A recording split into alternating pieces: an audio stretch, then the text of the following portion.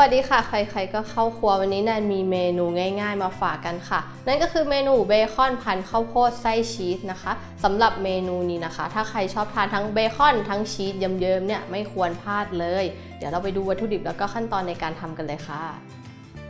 เรามาดูวัตถุดิบในการทำเบคอนพันข้าวโพดไส้ชีสกันเลยค่ะเริ่มด้วยนี่เลยค่ะข้าวโพดค่ะอันนี้ต้มสุกแล้วนะคะแล้วนำมาสไลด์ค่ะเบคอนค่ะมอสซาเรลล่าชีสซอสค่ะเกลือพริกไทยปาปริก้าพาสลีย์สับเดี๋ยวเราไปดูขั้นตอนในการทำกันเลยค่ะ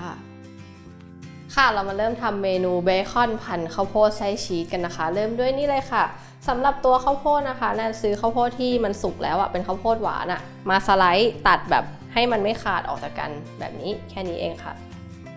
เตรียมไว้2ชิ้นวางเบคอนด้วย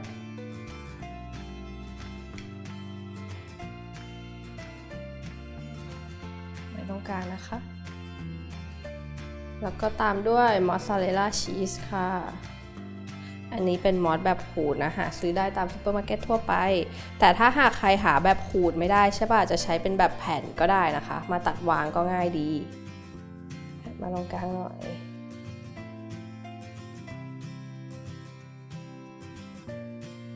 แล้วก็เอาอีกชิ้นหนึ่งประกบนะคะแล้วพันด้วยเบคอน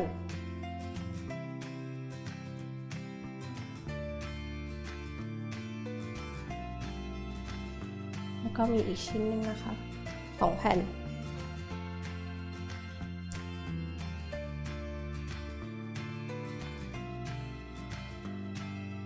มันจะได้ชีสไม่ไหลออกมาเยอะนี่นะคะแล้วก็ใช้ตัวไม้จิ้มฟันค่ะช่วยกัดเอาไว้เวลาตอนทอดมันจะได้ไม่หลุดออกมาอันนึงแค่นี้เองเดี๋ยวเราไปดูขั้นตอนต่อไปกันค่ะเมื่อกี้เราห่อเบคอนไว้แล้วนะคะทีนี้เมื่อกี้นั่นลืมปรุงรสทีนี้เราก็แค่มาใส่แบบเกลือพริกไทยเพิ่มนิดนึงค่ะตัวเบคอนนะคะถ้าใครซื้อลมควันมามันจะเค็มๆอยู่แล้วใส่ไม่ต้องเยอะนะคะแค่แบบพอประมาณพอนี้แนนวอร์มกระทะไว้แล้วใส่น้ำมันไปนิดเดียวก็พอค่ะเพราะว่าเดี๋ยวน้ำมันเบคอนเนี่ยมันจะออกอีกอันนี้ควันก็เริ่มขึ้นแล้ว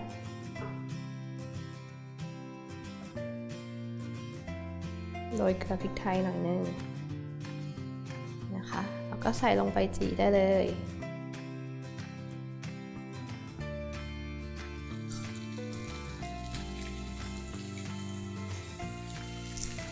จีให้สุกทั้ง4 ด้านเลยนะคะ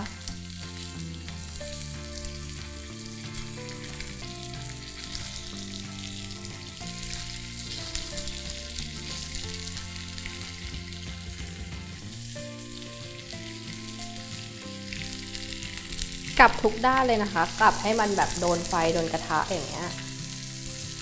ใช้เวลานิดนึงอันนี้เดี๋ยวน่าจะกลับด้านให้ดูนะคะนี่เบคอนมันก็จะสุกอย่างนี้เราทำให้สุกแบบนี้ทุกชิ้นแล้วก็ทั้ง4 ด้านเลยนะคะ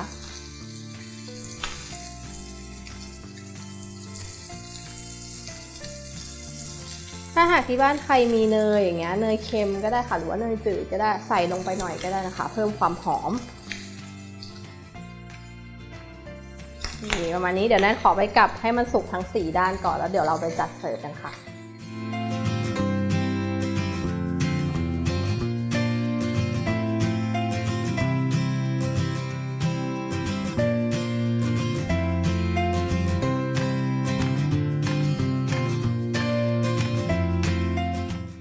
สำหรับเบคอนพันข้าวโพดไส้ชีสนะคะก็เสร็จเรียบร้อยเดี๋ยวแนนตัดให้ดูชิ้นหนึ่งก่อนนะคะว่าด้านในมันเป็นยังไงโอ้ร้อนเดี๋ยวลองบิดให้ดูแล้วกันว่ามันก็จะเป็นอย่างนี้ก็จะมีชีสด้านในนะคะนี่แล้วทีนี้เราก็ราดด้วยชีสซอสค่ะสำหรับชีสซอสอันนี้หาซื้อได้ตามซุปเปอร์มาร์เก็ตนะคะถ้าหากใครไม่อยากซื้อทำเองก็ได้นี่แนนเคยสอนไปแล้วก็จะประมาณกันนะคะ ทีนี้เราก็ราดเลย หรือว่าอยากจะเอาไว้ดิฟก็ได้นะคะ แล้วแต่สะดวกนี่เมนูนี้เด็กๆต้องชอบแน่เลยแล้วก็โรยด้วยพริกไทยนิดนึงแต่ถ้าหากเด็กทานก็ไม่ต้องใส่ก็ได้นะคะสำหรับผงปาปริก้าแล้วก็พาสลีย์สับค่ะ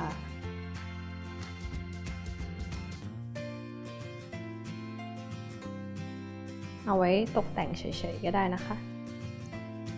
ง่ายๆหน้าตาน่าทานแบบนี้เลยนะคะถ้าหากใครอยากลองทำเมนูนี้เนี่ยสามารถเข้าไปดูที่เว็บไซต์ของเราได้ค่ะที่ foodtravel.tv จะมีขั้นตอนวิธีการทำบอกแบบละเอียดเลยนะคะสำหรับวันนี้แนนไปก่อนค่ะสวัสดีค่ะ